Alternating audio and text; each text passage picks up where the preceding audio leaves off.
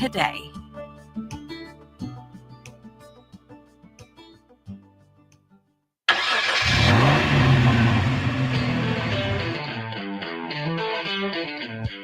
You're stepping into the fast lane on the VTRN Sports app, 93.3 FM and 1320 AM Lynchburg, or by asking Alexa or Google Home, open VTRN Sports Lynchburg. Now, take the fast lane through the topics that matter across the Commonwealth. This is the Fast Lane with Ed Lane. If you're a Liberty Flames fan, if you just stayed up to watch the game last night, or maybe even listened to the final call on the Liberty Flames Sports Network, which we'll play in just a moment, please, we ask for forgiveness, as Just Friends would remind us. If you go to my page, it's already there. Awesome. Thank you, Trey. Step ahead of the game. First of all, time to ask for forgiveness. Forgiveness is more than saying sorry. It is. It's providing an explanation. That's new to me. Did you get that one today, or has that been the last couple of weeks? It's just the last couple of days. Do you know where that's from, by the way? It's some singer that the voice sounds familiar. It's from the movie Just Friends. You know, my cinematic database is very limited in the fast lane, because oftentimes I just watch or listen to sports, or I'm spending time trying to prevent my kids from being the most generation of people this day and age where, you know, for those watching it, Fast Lane, Ed Lane, and VTR and Sports on Facebook Live and YouTube, like this, head buried in your phone, not paying attention to anybody else. And my kids will probably hate me until they get to college, at which point they go to a social gathering, see everyone like that, and then I'll be waiting for that thank you text message from my kids, who will ironically be sending it from their mobile phone. Good Lord willing, of course, that we get to that point.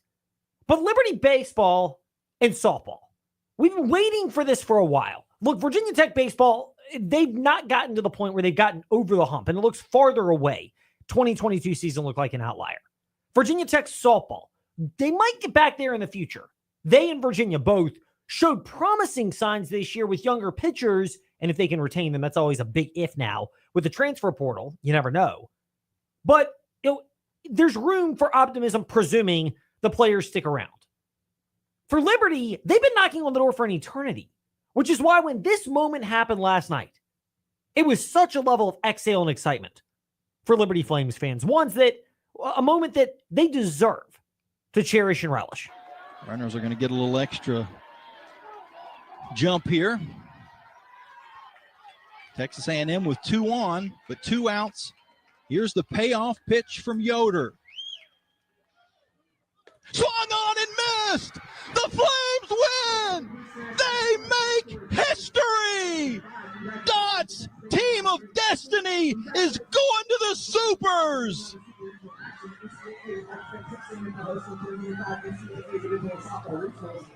How about that? Yes, how about that for the Liberty Flames? First of all, kudos to Jamie Hall. Voice went a little bit high, but I'll be the first to, again, here in the fast. Can I just say? Hold up just a second. Broadcasting Jefferson Forest Cavalier football. We look forward to doing it now for what I believe will be the 12th consecutive season, if my memory is correct. We'll have more on that as we get appropriate. But I've had voice cracks before, so especially in those moments it did. But then he let it breathe. Like Jamie Hall, very low-key underrated broadcast for Liberty Flames athletics. Sources have told Trey Lyle that he may or may not have been under low amount of sleep, because may or may not have texted the source after the game last night to see how he was feeling. Well, you know what, Trey? First of all, thank you for having that audio for us. Second of all, I should shout out Alan York, because I just pulled it off his Twitter account, but shout out to Alan. He cut it up. He threw the lob. I just dunked it in. Team player, Alan York, because Jamie Hall doing the broadcast, getting wrapped up, and then as soon as post-game press conference availability was done, they got to fly back to Lynchburg, which, by the way, when I did the InsaneRadioDeals.com fast take earlier today, that's up at Fast Lane Ed Lane, Facebook, Twitter, Instagram, it looked like Liberty players were finally back in town and leaving the softball facility. They looked very bleary-eyed, which is totally understandable. I don't know what their full travel schedule was like, but yes, limited sleep is probably the appropriate way to describe the Liberty Flames. But they deserved every ounce of satisfaction that's come First and foremost, being at that final at bat. Just you wonder what's going through the players' minds. What's happened in prior years? 5 trips before that to the regional. 5 times, let's be real here, they failed to get out of the regional. Sometimes they were just clearly not ready. Others, like last year, it was heartbreak. And when you have players that have been there before, like Rachel Roop, it makes it all the more sweet. I was having flashbacks from last year, and I was like praying. I was like, let's just finish this. And so when that girl swung and missed, like, it was like an out-of-body experience. I was outside of myself, but I just felt like you finally see like your hard work pay off. And like as an athlete, day in and day out, like you're training for moments like this that are going to last a lifetime. So just having that experience was just amazing. So first of all, process-oriented guy that I am, not the process like the 76ers, but like legitimate processes. I love what Rachel Roop says. You train all the time for a moment like this. That's why you should relish it, first of all, if you're a Flames fan, because the players put that much work and effort into it. And this is a bigger picture question, and we might get to it with John Manson at Covering the Commonwealth Part 2, 5:45 p.m. today in the Fast Lane. If we don't cover everything, please, again, we ask for forgiveness. Forgiveness is more than saying sorry. It's providing an explanation, as Just Friends would want us to do, and that's because there's so many topics to cover. Yeah, we're like the Denver Nuggets zone defense. We had some leakage in the back end. Oh my goodness. You want to talk about leakage? That's a whole nother can of worms that you and Ty appropriately and accurately discussed today on the morning warm-up, wherever you listen to podcasts. But the Flames have gone through this so many times. And that's why what they've been through in prior years, combined with the fact that they were down to their last strike and last out last year against Georgia. The fact that the Flames missed opportunities. Let's keep it real here. They had a bases loaded opportunity before Texas A&M got on the board in the 7th game of the series, but the 3rd matchup against the Aggies, they couldn't capitalize. Then A&M gets that 3 spot, and the Flames claw their way back. Then A&M gets runs. Meanwhile, Liberty, top half of that 7th inning, which felt like it went on for an eternity, go way too quickly for comfort. And A&M gets players on base. And all of that combined with missing opportunities when they had the bases loaded and could not play anybody in the game before that, the 6th game of this series, but the 2nd of the 3 against A&M, the loss, the Flames missed opportunities there. There's so many situations where you can go, and I'm not talking about just the refereeing, and that's a whole nother can of worms. I'm talking about you combine that with prior years, and it's why it felt like you just didn't know until the final out was called by Jamie Hall on the Liberty Flames Sports Network, and that you witnessed it if you were watching on TV, prying your eyes open in the late hours of the night for those of us that like to go to bed early. But Savannah Jesse had this to say as well about what was going through her mind, her mindset as a catcher on that final out. From a catcher standpoint, seeing the big swing and miss was something that I'll never forget seeing, especially in Yoder's face. She deserves it so much, and so credits to all of our other pitchers who got the job done before she did as well. But it's super cool from my point of view to see it, and it just, kind of take me back to last year, what Roop said. So it was just a refreshing feeling at the end of the day, but I'm just so glad that we were able to do that. And that's Savannah Jesse. And if you're a Flames fan, embrace that emotion. Feel glad that you got to experience that as a fan. If you're a player or part of the team, I didn't go to Liberty University. I didn't graduate from there. We cover them. It's better for business when all the local teams do well. JMU, Liberty, Virginia Tech, ODU. The better the local teams do, the better it is for our business, especially this time of year when we're not quite at football season, not quite at camps and media days, which come after Independence Day. We're not quite there. So the teams that perform well, like I should also add the University of Lynchburg baseball team beating Emory, they had to fight their way through that yesterday. This is my confession. I figured it. Well, you told me Emory, and then there's Emory and Henry. They're 2 different ones. It is confusing. Yeah, I think I said this morning. I think I said it's either a different school or they changed their name. But well, in your defense, Trey, by the way, quick little detour, not a big one for the sound effect. Some of these schools have changed their name. Like Charlotte used to be UNC Charlotte, and now they just go by Charlotte, the 49ers. Yeah, and then it was like, what is it? Sam Houston State is now just they don't. Now it's just Sam. Now it's just Sam Houston. Yeah, I mean, why? I have no idea. And then I just some of them are ridiculous, but for the Flames, that's the moment. And so, yes, take a day if you're a Flames fan. knowing that they don't play again until Friday night against hello again, the Oregon Ducks. You can't help but laugh. I will say Bryce and Gordon and I were very selfish texting with each other saying so I found out through him what I mentioned this morning that Liberty was basically a half inning and a half away from hosting a super if Stanford went on to win, which hashtag in a go ACC moment. Stanford, whose softball stadium is getting renovated, they played in their football stadium this year. So, and that's now under construction because they have a concert coming there. So they have no place to have a home game. So Stanford would have to travel all the way here and play Liberty probably in a super. They would. Which would be hilarious. Which would also even add more conflict because you'd have a Division III Super Regional, the Conference USA Tournament, and a softball Super Regional all in the same weekend in the same location. Well, you put all of that together, and it would have been rather fun for the Liberty NCAA players. might explode. They just might. In Lynchburg, just with dealing with Ward's Road, just for that reason. Lucky for them, Liberty's already had their graduation, so it's a lot calmer over there, as I can attest to today, having been over there for the InsaneRadioDeals.com Fast Take. By the way, shop there now through the end of May, 30% off the list price of every single item, including new ones like Linex of Lynchburg Bedliners, Kodo Japanese Steakhouse, and more at InsaneRadioDeals.com. But relish this moment if you're a Flames fan. Dr. Don Richardson, just the sense of, as elementary as this sounds, the sense of we did it. And this team, we have 8 seniors, and a lot of them afterwards, like, we did it, took 4 years, and we did it.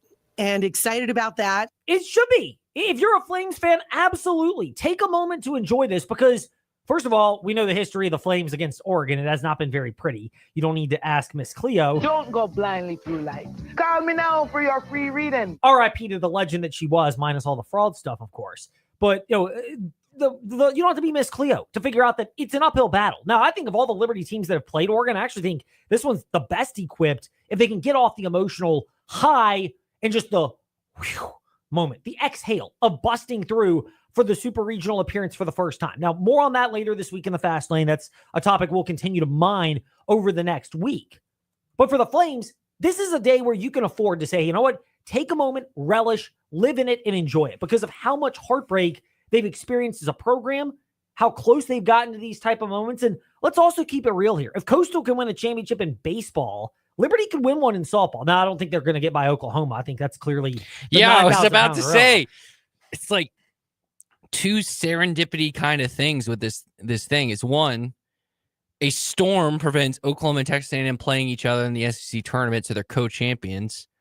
If Oklahoma wins that game, they're probably the 1 seed. Liberty's now at Norman playing Oklahoma, and I don't know, like that could be a completely different matchup because Oklahoma, let's say you put Oklahoma in that spot, they're so battle tested, you just think they're going to prevail. And credit to Liberty, but Liberty had to do it literally in the hardest way possible.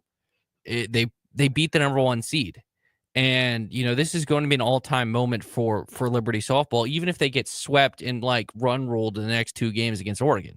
Now, I don't think that will happen, but they're the only team they can say for at least a year, they're the only team ever in softball to defeat the number 1 seed in the regional round, to eliminate them. They're the only team ever. They are. And that will not change for at least a year. And I don't think it will change for a while. And let's be real here. And this is also worth discussing. And we're going to touch on this more later this week because previewing Oregon and why I think the Lady Flames, they are underdogs. They should be. But they have a chance against Oregon. Certainly more than football. That's a whole other can of worms. It's an easier opponent. The facing is the 6. Now they get the 1 seed. They get all the easier matchup because theoretically they're the one. They're not the 1 seed, but they get the 1 seed benefits basically in their path. So they'll get the 16 seed, then they'll get the 4 seed, so on and so forth. I don't think from Texas A&M standpoint, this is an unfair comparison, but Virginia was the first number 1 to lose to a 16 seed, but it was going to happen, and eventually Purdue did later. Or the 8 seed. They'll get the 8 seed. Yeah. I can't do math. But you're talking about where Liberty is right now as a program.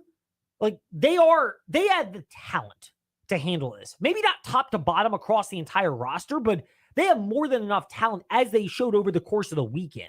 And those were things that the Flames put on display for much of the season. And a lot of this goes back to Dr. Dodd Richardson's bigger philosophy, which is challenging non-conference schedule, even during Conference USA play.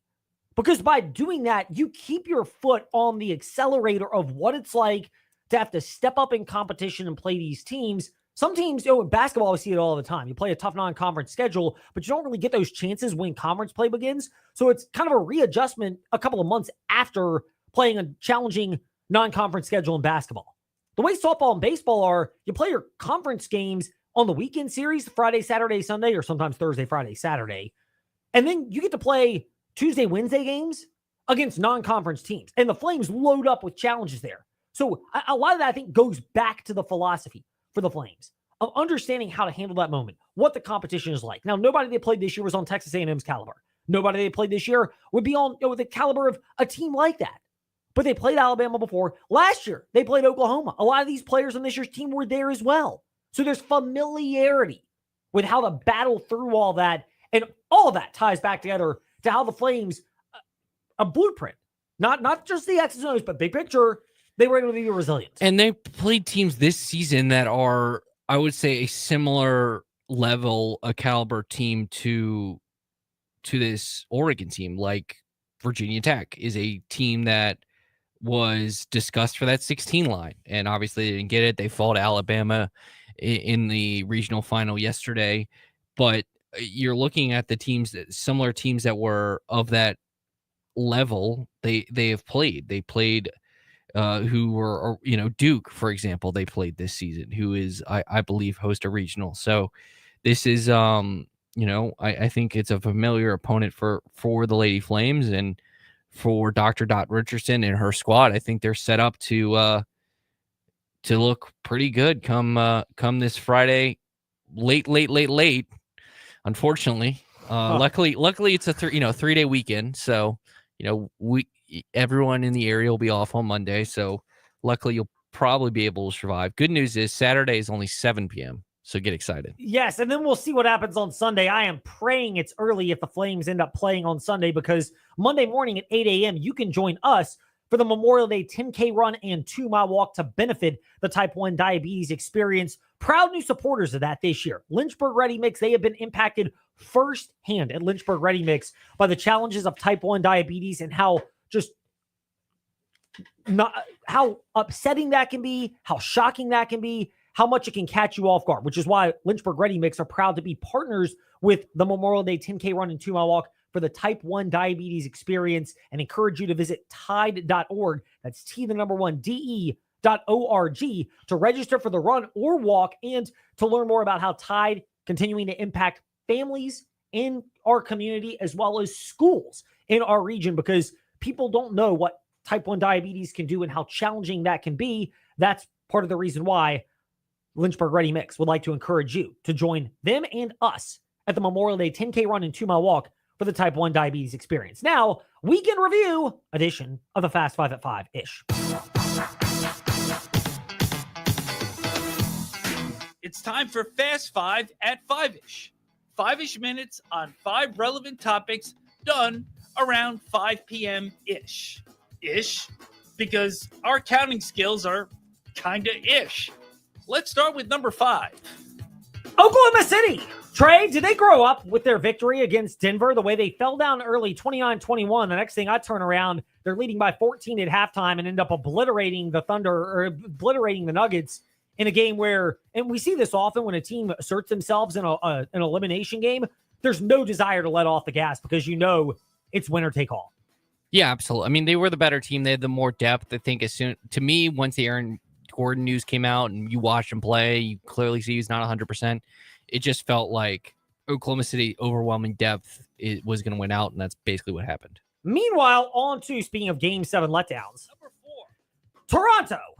Where do we go from here with that franchise? They do not get a chance to go to Carolina and battle the Hurricanes, who took care of the Washington Capitals in a series that was never really close. Carolina clearly the superior, at least better engaged team throughout that contest. And we'll discuss all this with former NHL Stanley Cup winning executive Neil Smith Wednesday at 5:45. But talk about a letdown. And I mean, the talent's clearly there in Toronto. I'm not anything close to a hockey aficionado, but something clearly seems to be missing when they and Edmonton both have had a high level of talent, but yet Edmonton, they made it to the Stanley Cup final, came back from a 3-0 deficit and forced a Game 7 against Florida last year. Meanwhile, Toronto totally outclassed, and just kind of wonder what the future holds for that particular organization. Meanwhile, what the future holds in Number 3. NASCAR at North Wilkesboro. We will get to this more later this week in the Fast Lane, but the two big takeaways were Joey Logano. This is why people cannot stand Joey Logano. He races drivers aggressive. William Byron, Liberty University driver, and fans of Liberty who love William Byron will probably remember. He's done that a couple times, most notably a couple of years ago at Darlington, and he defends it. But when it happens to him, whine, complain about the competition caution or the whatever, manufacturer caution at the All-Star race, which was ridiculous. And then being upset about how hard he was raced. When you're hypocritical like that, that's where I get upset as somebody who's a fan of anybody in sports. If you're going to race somebody hard, you live by the sword, you die by the sword. But a lot of drivers don't quite understand that, including, in my defense, let's be real here in the Fast Lane, my guy Dale Earnhardt, he loved to knock people out of the way, but then when it happened to him, Jeremy Mayfield of Pocono, the most notable example, didn't take too kindly to it. Meanwhile, the other parts of this matchup this event at North Wilkesboro was Number 2. the quality of racing. For the short track, outside of the Bristol race in the spring of 2024, where there was egregious tire wear and unfortunately cost my guy Ty Gibbs a chance to get a victory, that's been the best short track race that we've seen. I don't know all the ins and outs of it, and we can comment more on this later in the Fast Lane tomorrow and later this week. But for my money, by far, it's been the best short track race of the year in terms of comers and goers. My definition watching it as a fan is when you got drivers that are similar on pit sequence, and there were certain ones, and yet you still have racing, and it's racy as it's described, drivers going back and forth, having to actually battle for position. It's not who gets to jump on a restart and that's it. To me, that's racy, fun, and that's what we saw at North Wilkesboro. We'll see if Chase Folsom of FrontStretch.com agrees or disagrees in the back half of Covering the Commonwealth around 5:50 today. Number 1. Softball, disappointing ends for Virginia Tech and for Virginia. But I think with where they were as a program, it's going to sting more for Virginia Tech because you kind of wonder if you don't lose the series to Pitt, maybe you have a regional home.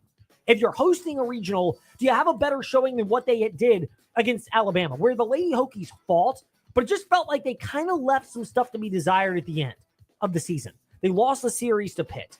They didn't get quite over the hurdle in the ACC softball tournament. That was Clemson and Florida State. Tech lost to Clemson. And then they couldn't quite get by Alabama in the regional last night. And you put all that together, and Emma Lemley's a star and a stud. And if she comes back, they've got a really good future. Plus, with a couple of the best hitters in the ACC in softball for a chance to make a run next year. But it's kind of like learning how to handle that moment for this collection of Virginia Tech players. And for Virginia, when they lost their series in the South Carolina regional, it's different in the sense that they didn't get knocked out by South Carolina. I think you would have liked to have seen that if you're UVA softball. But again, Eden Bingham, Rustburg graduate in Virginia softball, it was such a leap forward for them this year, getting to the NCAA tournament. If those players come back, and Virginia, we know they are now investing in NIL, finally playing that game, that this is where last year should be an omen for what is to come in the future. Meanwhile, more on those teams and topics in Covering the Commonwealth when we return. JMU, Tech, UVA, in some order. Find out what it is when we return here in the Fast Lane VTR in Sports app. Ask that smart speaker, open VTR in Sports Plus, VTR in Sports, and Fast Lane Ed Lane, Facebook Live and YouTube. At Easy Mobility Solutions, we're proud to support the Memorial Day 10K run and 2-mile walk for the Type 1 diabetes experience. For over a decade, Easy Mobility Solutions has helped individuals rediscover their freedom through our proven process. Evaluate, educate, empower. Whether it's wheelchairs, stair lifts, platform lifts, or home accessibility modifications, we're here to make mobility easy. Join Easy Mobility Solutions on Race Day and support the Type 1 diabetes experience. Register at Tide.org. That's T1, DE.org. A sweet smell of victory from your child or grandchild's sporting event. It lasts a lifetime. Sadly, the smell of sweaty kids also lasts forever in your home and your car. So before the game or practice, swing by Anderson's Country Market 2 in Madison Heights. Grab Flame & Arrow car diffusers for when the kids get in the car.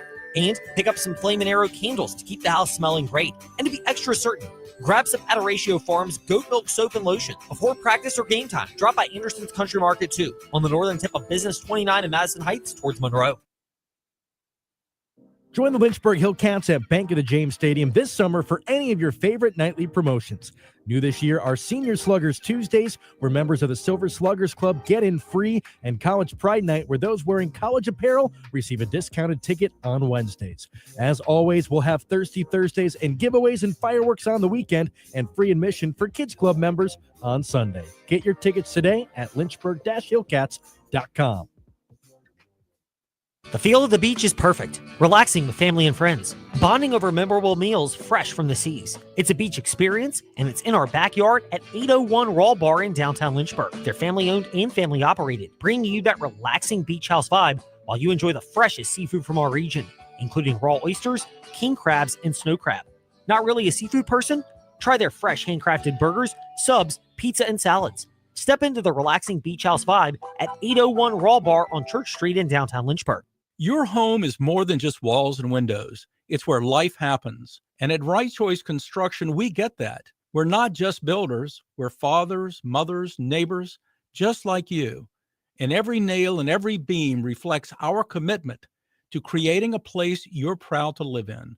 With Right Choice Construction, you're choosing a team that's been perfecting the art of building for years. So build with us. Build with experience. Build with quality. Build with Right Choice. Head to lynchburg-hillcats.com to lock in your tickets for the Lynchburg Hillcats this season. Now here's VTR in Sports.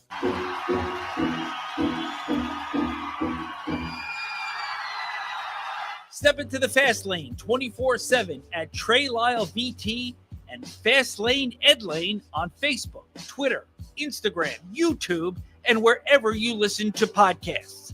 Now, back to the Fast Lane. Upside potential, which can be one of those dirty four-letter words on par with hope, as we like to beep that one out here in the Fast Lane. But it does seem to be the strategy, at least for Preston Spradlin and JMU men's basketball, that we get to discuss right now with Shane Metlin in part one of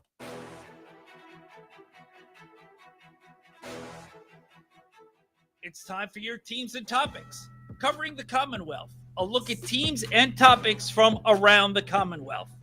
Let's start with the JMU Dukes. As Shane Metlin from DNRonline.com is with us here in the Fast Lane. First, Justin McBride from Oklahoma State and Nevada. Only 8 points per game, but he's a four-star recruit who announces he is joining the JMU Dukes. Then, a couple of hours ago, late yesterday to be technical about it, Ike Cornish from Baltimore was at Nicholls State, but a former four-star recruit who had played at Maryland and Ohio, also 8 points a game. He, too, is committing to JMU. Is that the strategy, Shane, that the JMU Dukes are looking for players that have a high upside but maybe have had issues, particularly injuries, that have limited their availability to this point in their careers?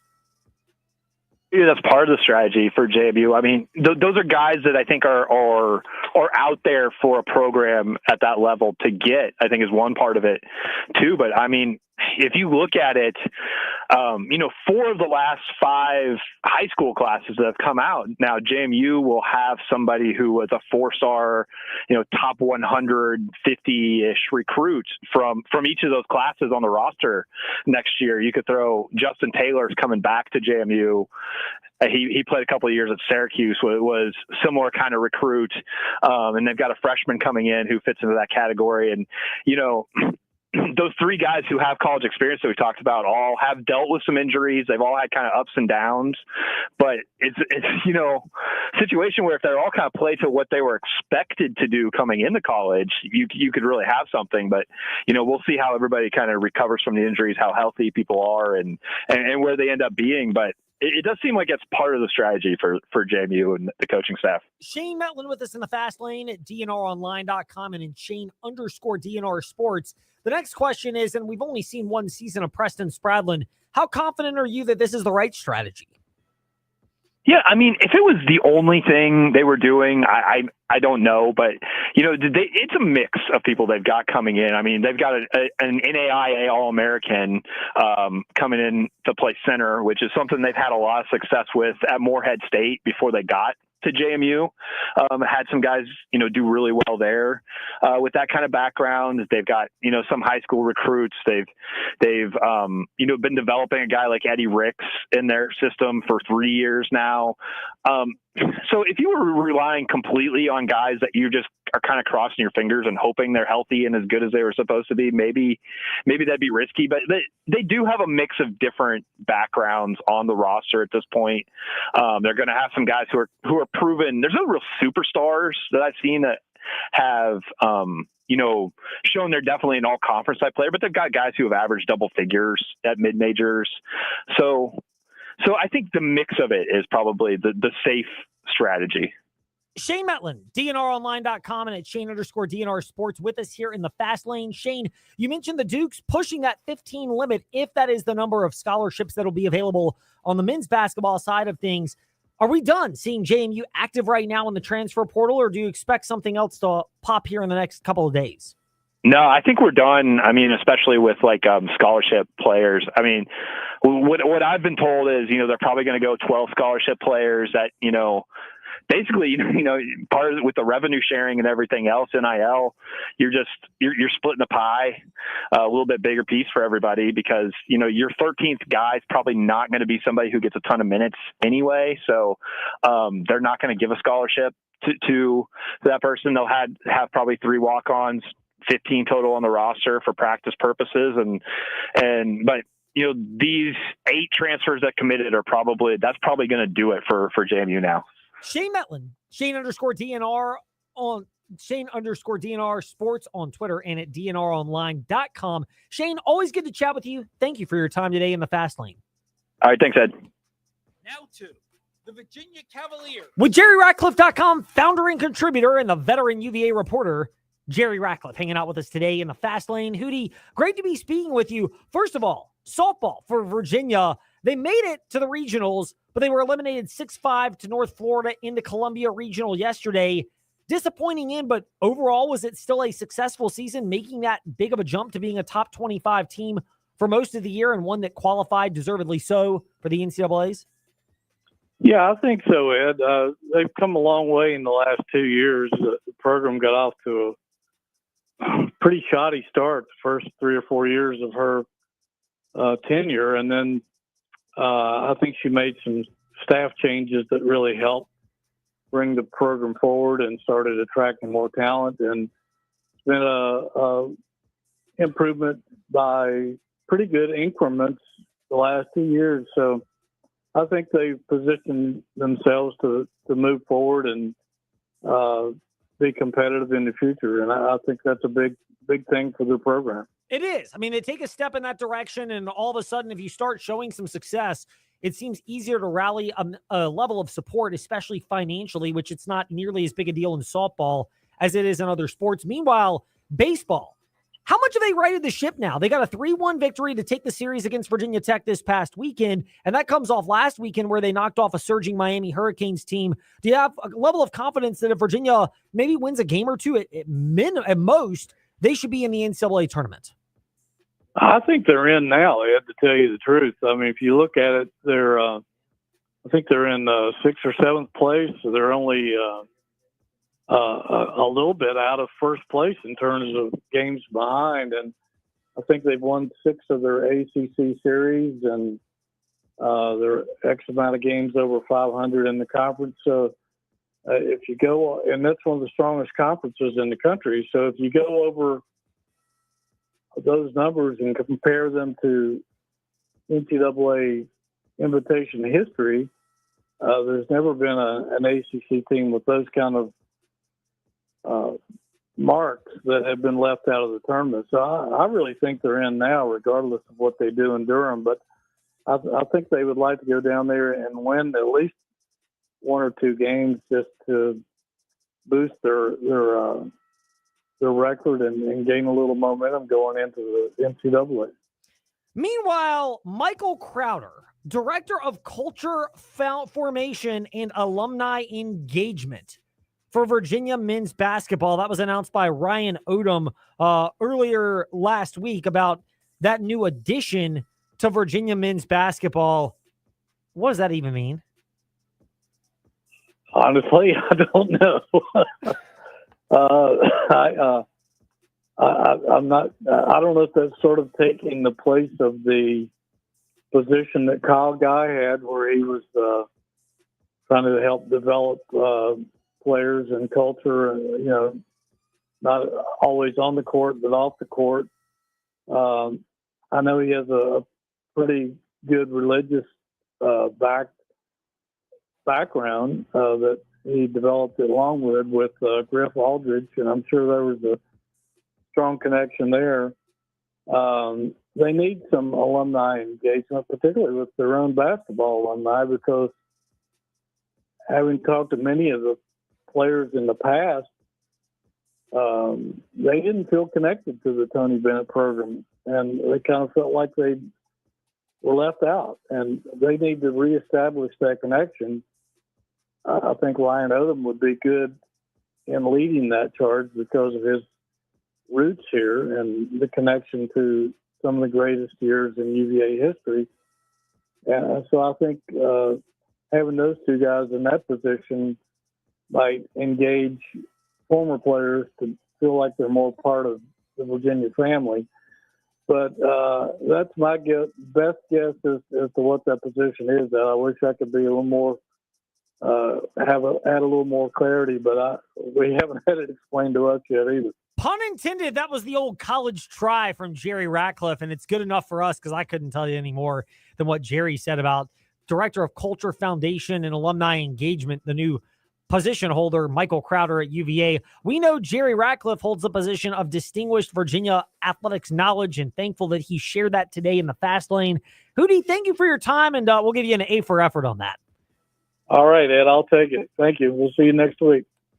Now to the Virginia Tech Hokies. With David Cunningham of TechSideline.com. David, Virginia Tech, they go down to Alabama. They shut out and get a shutout victory with Emma Lemley, the JF product, helping them early, but they were unable to get by Belmont and Alabama as their season comes to an end with those losses in the NCAA tournament. Regional final, that is. I think softball. that was the word you were looking for. Regional final. Thank you for filling in the blank for me there, Trey.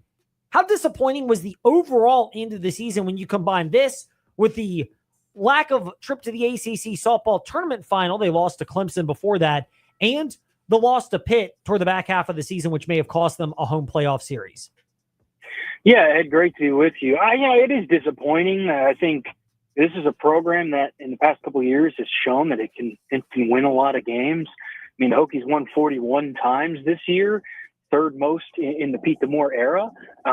They've done well under Pete DeMoore in his time at Virginia Tech, and he's kind of grown this program into something really special. And I think it is a little bit disappointing that this team, which had won 17 straight games earlier in the year, which led the nation at one point, dropped so many games down the stretch. And part of it is the randomization of a diamond sport like baseball or softball, where sometimes you face really good pitching. Sometimes your best players don't have a good day. Cory McMillan leads the country in home runs. She went 0 for 4 in that regional final against Alabama. Sometimes it's just not your day. So I think it is disappointing considering how much talent Virginia Tech had this year. The Hokies, I think, had a lot of potential, and I think a lot of people expected them to go far, even host potentially. They didn't get to do that. It is disappointing, especially because you've got seniors like Emma Lemley, like McMillan, like Bree Peck, that have led the charge for so long. So, yeah, the most disappointing part of it all, Ed, is this caps off. Baseball, of course, is still going on, ACC tournament this week, but it caps off what is a pretty disappointing year for Virginia Tech athletics as a whole. You look at it across the board, men's and women's basketball both didn't make the postseason in terms of NCAA tournaments. Football finished 6-6 again. The best finish across the board from any sport was women's soccer, which went to the Elite Eight. Outside of that, the good results are kind of few and far between outside of, wrestling winning the ACC tournament and stuff like that. So it kind of caps off a disappointing year from Virginia Tech athletics as a whole. You mentioned the disappointing year, and your colleague Andy Bitter was part of the media group that spoke with Whit Babcock. Not to demean Whit Babcock, but are we at the point now with football season, football struggling, basketball being a disappointment, and then the winter, the spring sports having a disappointing into their season where I don't want to call it borrowed time, but where fans are maybe at the point where they just want to see results. Yeah, oh, absolutely. And it all comes back to football, Ed. Imagine if this football team, which lost on a Hail Mary at Miami, was up. We talk about the one-score games all the time, didn't lose at Syracuse, right? Imagine if that football team ends up winning 8-9 games and going to a better bowl game. I think a lot of people would be more willing to forget about what happened in men's basketball, where the Hokies had the worst season ever under Mike Young, the worst season in a really long time. Women's basketball is still in kind of the building stages under Megan Duffy, but when you combine everything together, you get to the point where you're like, hey, we got to see results. And a little bit different on for softball, because Pete DeMoore has shown results. Virginia Tech, if it didn't have a torrential downpour, Pete DeMoore and Virginia Tech softball are playing in the ACC tournament final.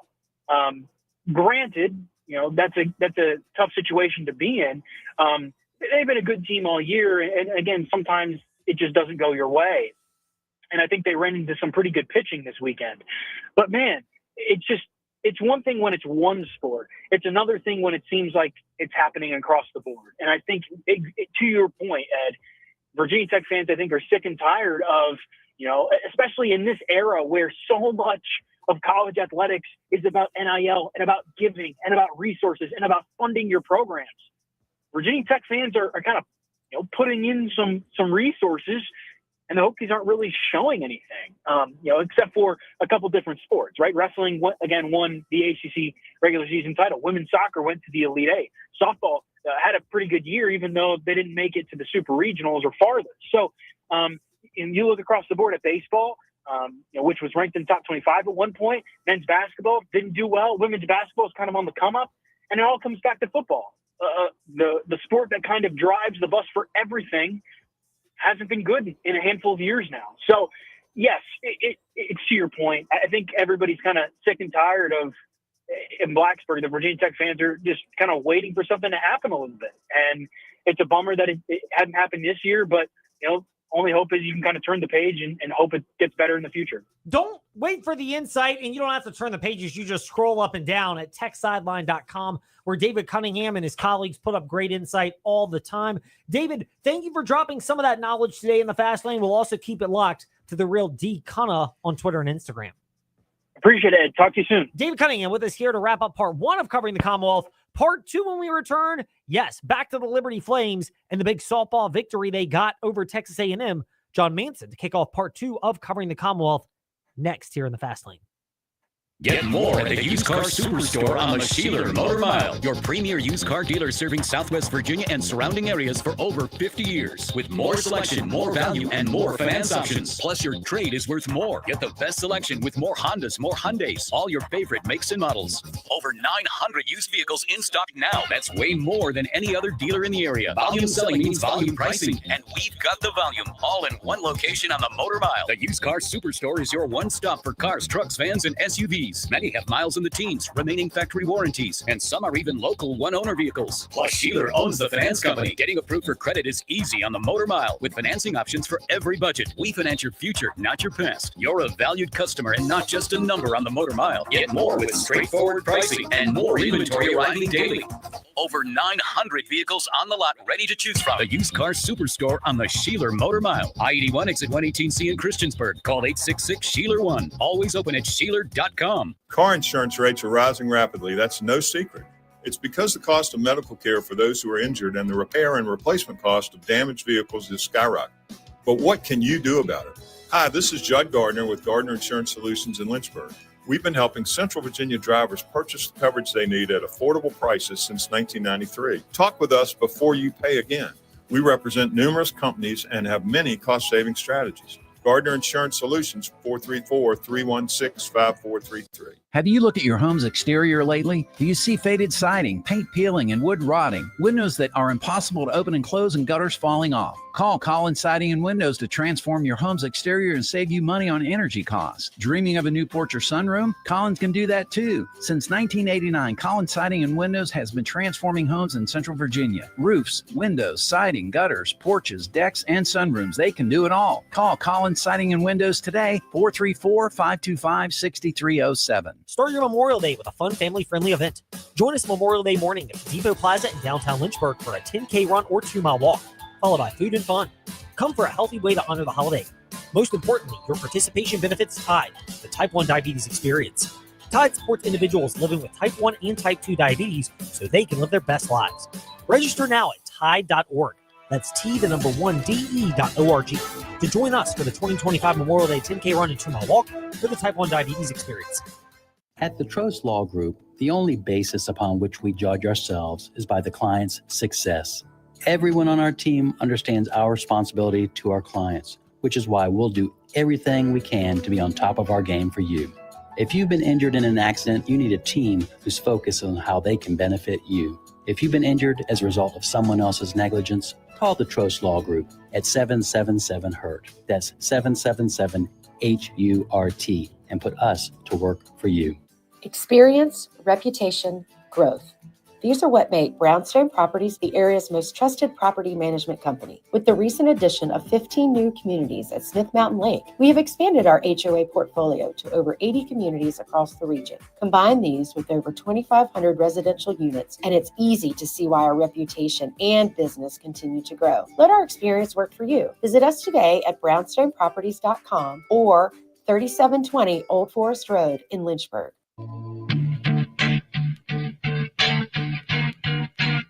Step into the Fast Lane 24/7 at Trey Lyle VT and Fast Lane Ed Lane on Facebook, Twitter, Instagram, YouTube, and wherever you listen to podcasts. Now, back to the Fast Lane.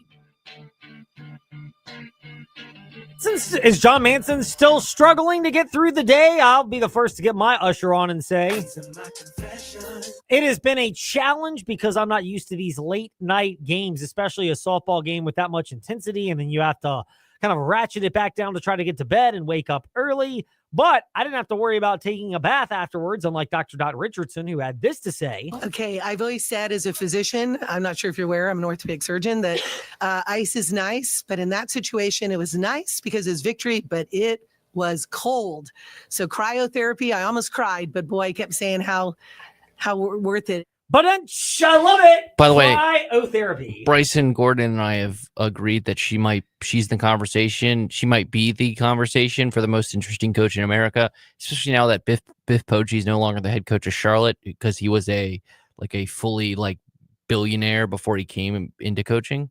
So because of Olympic gold medalist, orthopedic surgeon, and now it's one of the best coaches in America in softball. She has squeezed a lot, but she's got a lot of talent on this team as well. And she knows what buttons to push in the right situations. That may be one of the more underrated and underappreciated aspects of Dr. Dot Richardson. Anyway, enough on what we have to say. Let's get the experts' take in part 2 of Covering the Commonwealth.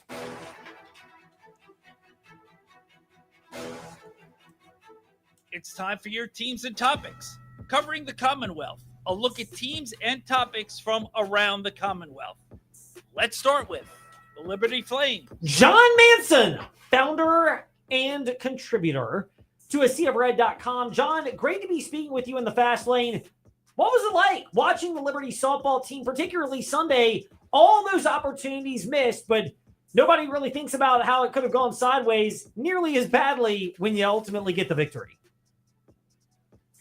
An emotional roller coaster throughout the day and into the kind of late night there, Sunday night, last night for the Flames with softball. I mean, going from, being up 6-0 in that, first game of the two in the regional final, whereas if Liberty wins that game, they're it's done, moving on to Supers, and you're feeling really good at 6-0 in the early innings, and obviously Rachel Roop hit that grand slam, and I'm sitting there thinking, well, I mean, this is looking pretty good, but then Texas A&M being the number one team in the country, number one national seed, as you could expect, they started clawing away at it, and they put up a 6 spot there midway through the game and took over the lead 7-6. And next thing you know, Liberty's down 3-4 runs and down 4 runs going into the bottom of the 7th. And, I was thinking, well, can we just go ahead and skip ahead and get to game 2? But, then, Liberty, as, we've come to know with Dot Richardson's squad, didn't go down without, fighting as well, right? I mean, they tied the game up and really should have won the game there, that game 1 or game 6 of the regional. Had the bases loaded with KK Madry, one of their top hitters this season, and she was able to get on base. It's game over, but got the count to full count, and Texas A&M was able to get her to fly out, and then they pulled that game out in extra innings. And then you go into game 7, winner go home, format, and Texas A&M had all the momentum, and they got the early lead 3-0 and held on to that into the late innings. And that's when Rachel Roop had some more heroics, and her and also Savannah Jesse with her first and only hit of the 2-run home run in the 6th to tie it. And, the rest is history. How much of the Flames' success this past weekend at Texas A&M, battling missed opportunities, battling the demons of prior years, is because they leaned into that? And, they talk about the faith being a thing that keeps them grounded, but how much was that on display this past weekend, John, that when you talk about Dr. Dot Richardson and these players, they're open about their Christian faith? Obviously, it's easier. It's the mission of Liberty University, so I get that part of it. But the fact that because of that, it almost seems like that helped them stay calm when, there were a lot of moments where you could have pressed the panic button. Oh, yeah. I think Kaylin Yoder, who recorded the last 5 outs in relief of Elena Escobar, is probably the perfect example of that. Is hadn't pitched the entire regional and comes in the bottom of the 6th inning with tying and winning runs on base and at the plate. And she came in calm, cool, and collected, poised, confident, and got the job done. Right. I mean, A&M got an infield single and got a run. Really, it was charged to Elena Escobar, but they got that off of Yoder when she was in the game, and then she shut them down in the 7th. With all the pressure on the world, just being a 1-run game, and some of their top hitters were up, and she didn't back down from that challenge, and it was took some guts. I was texting with some of the other contributors to See Red during that game. Like, that's a gutsy call by Dr. Dot Richardson to go to Yoder in that situation, but you kind of felt like you had to do something because Escobar was, at that point in time, had pitched over 400 pitches in the regional, and you could tell that A&M had kind of figured it out, and she probably didn't have much juice left, much left in the tank to give.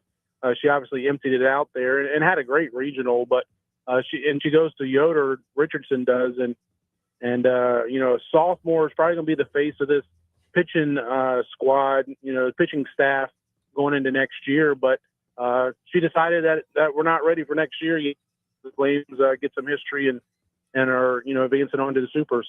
There's some bigger picture questions, both in the short term about the trip to Oregon coming up, as well as the program and what it means. Just generally speaking, though, how big of a win is this for Liberty softball and the Liberty Flames, knowing that they've gotten to this point so often? And I'm a sucker for these where sometimes people never want to see somebody break through, but I love it. And for Liberty softball, they've been knocking on the door for so long, and finally they're able to bust it open.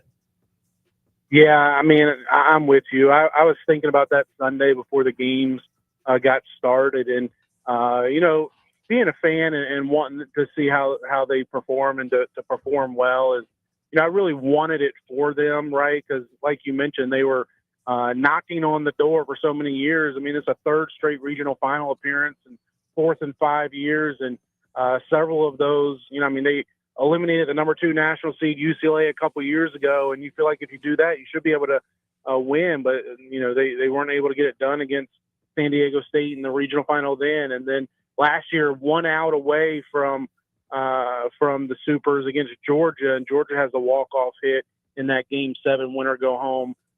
scenario. And then, even this year, yesterday with what happened in that game 6 with, Liberty leading 6-0, and then, having the bases loaded with the winning run at third base with 2 outs and unable to get them home and losing that game in extra innings.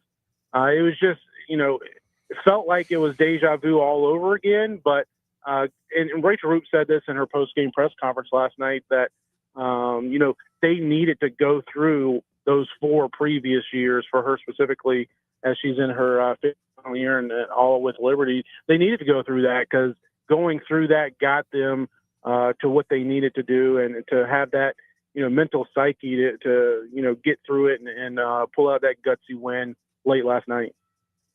John, it may only be 17 months old, but Liberty, Oregon, move over Coastal, move over Jack State. Liberty's getting ready to play their new rival once again. Yeah, it's definitely interesting. Football, men's basketball, and now super regionals and softball.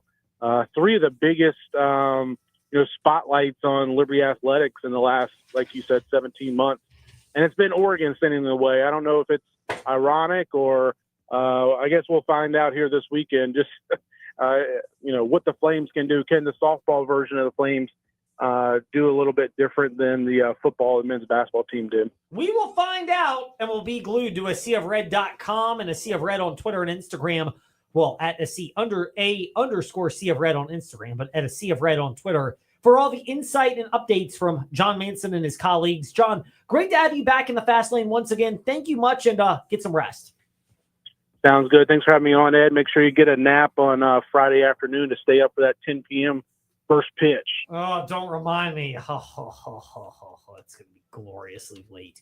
John Manson with us here to wrap up that part of Covering the Commonwealth. W227BG Timberlake, WVGM AM Lynchburg, WMNA Gretna, Danville, Southside, as we, love the pun, change gears. Now to NASCAR. With Chase Folsom, frontstretch.com with us in the fast lane. Chase, great to be speaking with you. The NASCAR action itself at North Wilkesboro. Admittedly, this is not a high bar because only Bristol Spring 2024 has been a good race under this package on the short track. But is this the best short track race we've seen since that event, and maybe the best one of the next-gen era? I would say it's fair to say it was the best one of the next-gen era. We saw multiple grooves, a little bit of tire wear, guys being able to move around and make some passes. We saw a great finish, and that's something we haven't seen with the short track package since the inception of this car back in 2022. And I think it's always great to be back at North Wilkesboro. The Wilkes County is so beautiful, so anytime you can have a good race up there, that's certainly going to add to it. It was a lot of fun to see this race. Look, again, I'm not an expert from the car technical side of things like many of those that actually work in the business in terms of on the cars, but from the naked eye or ear, if you're listening to our friends on the Motor Racing Network, Alex Hayden and Steve Post in that group over there who do great work, was this the raciest race we've seen over the last handful of weeks in terms of just legitimately good, entertaining side-by-side action? Yeah, and I think, some people are complaining about the fact that it was hard to pass, but nobody ever said it was supposed to be easy to pass in racing. It's supposed to be challenging to get around another guy. These are, in this case, 23 of the best stock car drivers in the world. And I think you saw a lot of side-by-side action due to the high groove being the preferred groove, but the low groove being the shorter way around. And overall, there's always going to be room for improvement. But what we saw this year at Wilkesboro was a big improvement from what we've seen last year. It's a big improvement from what we've seen the past month and a half or so in the Cup Series. Chase Folsom, frontstretch.com, hanging out with us today in the fast lane, looking at the NASCAR race at North Wilkesboro. Should this event be considered for a points-paying race, or just capacity-wise, even though it looks better than 80,000 out of 160 at Bristol, there's not enough there to justify making that big of a leap? I think we're getting into points race territory because we've sold this place out 3 years in a row now, and the fans continue to show up and support it. It's not that much less in capacity than something like a Phoenix, for example. So if they're going to keep selling it out and the fans are going to keep showing up all week long for not only the Cup Series, but the Truck Series race on Saturday was packed. The Cars Tour had a great crowd on Friday night. Even the Thursday night Pro Late Model race had a great crowd.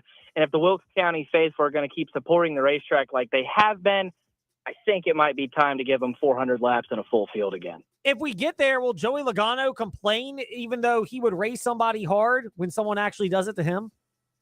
Probably. That was an interesting one to me. I've never seen somebody that's probably been benefited by gimmicks more than anybody in the history of the sport complain about a gimmick. So, I mean, to each their own opinion, but that was certainly an interesting one to me that he gave after the race. Well, not only that, Chase, but he's upset at Christopher Bell for using him up when haven't we seen Joey Logano, who has a history, Liberty fans in our backyard with William Byron will be screaming this, of course, but not only them. Joey Logano has a history of doing this to everybody else. It's okay if he does it, but if it happens to him, oh no. Well, the rules are always for thee and not for me, right? That's how it always goes in any sport. So it's not necessarily surprising. But I mean, even earlier on, Logano did the exact same thing to Bell to keep the 20 behind him. So if it's fair for one guy to do it, it's fair for the other. So I don't really know what he was expecting. And you're racing for $1 million. That's all that's on the line. There's no championship points involved. So I think it was pretty fair. Reasonable indeed. Just like the insight. Chase Folsom with us in the fast lane from frontstretch.com. Chase, great to chat with you. Thank you for your time as always. Absolutely. Thank you guys for having me on. It's always a pleasure. And last but not least, or maybe least, the Lynchburg Hillcats. Their broadcaster, Jason Prill, with us here in the fast lane. Must have been a long day for him yesterday. He's a Liberty University alum. He called the 9-2 victory against Myrtle Beach, and then Liberty softball keeping us all up until the late evening hours. Not quite wee hours of the morning, but still really late. I bet you're glad there's an off day today, huh? Yeah, I think I ended up awake until about 1:30 in the morning for both the excitement and then the Oregon-Stanford game. So I definitely needed this off day. Hopefully I can get a few more coming up in the next couple of days as well. Hillcats have an off day today. How nice is it to go into it with that 9-2 victory against Myrtle Beach yesterday, which gets them a series victory that wasn't easy, but they scrapped their way through it? Oh, it always feels good to go into an off day after a big victory, especially when this team has struggled at home on weekends. Taking that Sunday game and winning the series against Myrtle Beach, that's a good sign, especially when they're trying to keep pace with the Carolina Mudcats, who are atop the Carolina League North. They're only 2.5 games back. So, with still about a month and a half left to go before the end of the first half, they're fired up and ready to go for the last little stretch. Since that loss 10-0 to Fredericksburg on the 6th of May, the Lynchburg Hillcats, only twice have they allowed more than 3 runs in a game. They allowed 5 in the 15-5 win against Fredericksburg last Sunday, and the 6-0 shutout they lost that Saturday to Myrtle Beach. How good is this pitching staff right now? I don't think we actually know how good this pitching staff fully is yet. I don't think we've seen their best stuff. A couple of guys I think we're getting to their peak, but there's still a few names out there that haven't performed their best. This pitching staff is just that good. This is a staff that's, especially the starting rotation, their ERA is about 3.5. The bullpen's at a little bit above 5, but that's just because of a few bad blow-up outings. Otherwise, this pitching staff is probably the best in the Carolina League, and I think they're still in even another step yet to come. Wow, it's kind of scary, but exciting for Lynchburg Hillcats fans. They're off this week. They're away, but they come back next Tuesday. Jason, thank you for your time in the Fast Lane. Good to chat with you as always. Absolutely. Anytime, Ed. Indeed. Jason Pro with us here in the Fast Lane. And of course, we've got those tickets with the food voucher at InsaneRadioDeals.com. General admission seats or reserve seats, and they are also an extra 30% off the already low list price, like everything is now through the end of May at InsaneRadioDeals.com. When we come back tomorrow in the Fast Lane, more on Liberty softball, more on NASCAR at North Wilkesboro, and the quality of racing that we saw. All that's still to come tomorrow. In the meantime, now on to Make It Rain with Adam Shine, joined in progress.